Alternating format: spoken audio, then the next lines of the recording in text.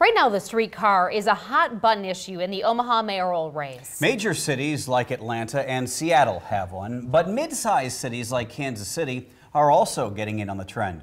Reporter Shante Passmore traveled about 180 miles south of here to dig deeper into the issue. Tonight, her special report on why streetcars are getting the green light.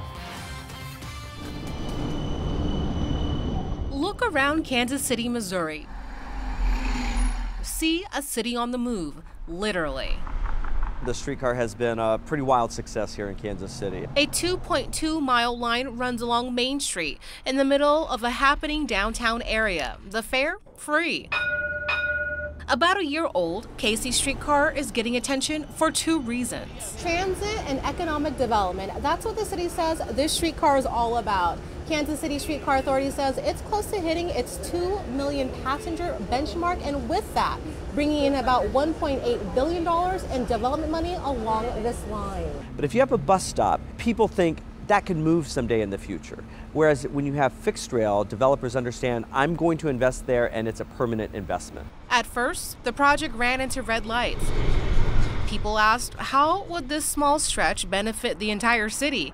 And who pays for the $102+ million construction bill?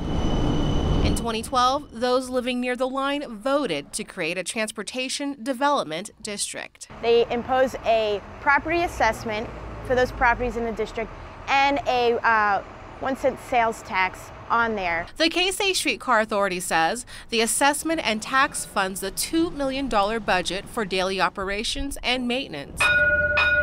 But other uphill battles came to the forefront. I didn't get it from the beginning. Keith Novor, owner of Michael's Clothing, says the vote worked in favor for the residents. Election results show 460 people voted, 319 voted in favor. I had no say, yet I'm being taxed twice. I almost was going to go buy a bunch of tea and go throw it in the office of the mayor.